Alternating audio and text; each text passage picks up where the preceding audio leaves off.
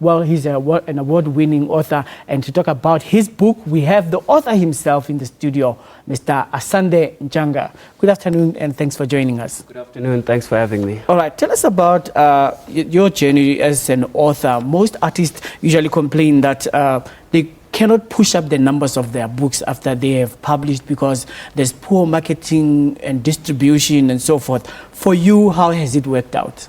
Well, to start from the very beginning, I started writing around 15 and started publishing my first stories at 18. How old are you now? 29. 29. Yeah. Well, you started very young. Yes, yes, I did.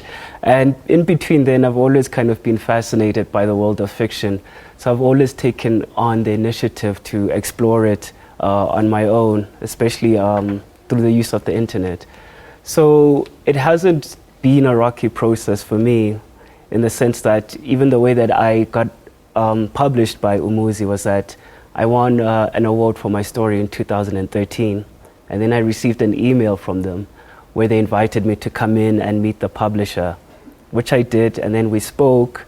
And then afterwards they asked me if I had a manuscript around, and at which point I just completed one. This was in 2013. At the conclusion of my master's program. So I sent it to them, and I waited anything from a month to 2 months, and they got back to me saying that they wanted to take it on. I mean, I can imagine, because most people want to publish, but some publishers want money first. You have to deposit 10,000 or 20,000 rand because you can get published. But for somebody who doesn't have money at all but has the talent to write, then it's a problem. Yes, absolutely. I mean, well, the way that the traditional publishing system works is that you actually get paid for your manuscript. You receive an advance when they do accept it. For debut authors, it's not that much, but the more advanced you are in your career, the more money you're able to get, which is one of the things that make it a better option as opposed to self-publishing, because self-publishing, you have to have capital. All right, tell us about your book now. How did you manage to draw the attention of world publishers in the US and in Germany? Well, I partly take the credit. The other credit goes to my publisher. What happened is that after I'd published my book, I was aware of the fact that publishers in different countries can obviously buy rights and also option film rights for novels. And I had a publisher in mind, which I'd always liked, which was $2 Radio. And I think 3 months after my novel was released in South Africa, I approached them and I submitted it via online to $2 Radio in Columbus, Ohio, and waited again for another 3 months, and then they got back to me. And then in Germany?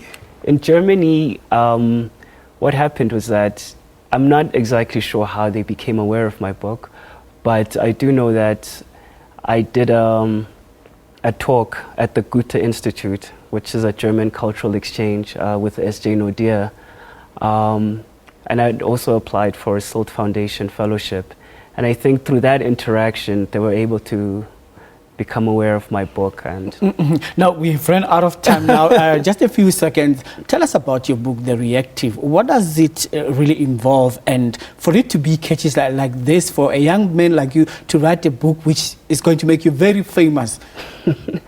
Well, it's a post-apartheid story that deals with grief, HIV, poverty, technology, and also recreational drug use. It's very contemporary in the sense that its themes are things that don't only resonate in South Africa, but are part of a kind of cultural moment across the globe. And I think it was through kind of drawing on that made it. Okay, is it available in bookstores now? Yes, it's available in all major bookstores. All right. Masande, congratulations to you. Thank you very much for coming. Thank you. All right. Ladies and gentlemen, Masande Ntshanga, who is an award-winning author of the book, The Reactive, which is a poignant, life-affirming story about secrets, memory, chemical abuse, and family, and the redemption that comes from facing what haunts us most. And of course, if you want to read the book, well, once you read one page, you will never stop. I'm telling you, I didn't sleep for the rest of the night because I was preparing for this interview with this young man.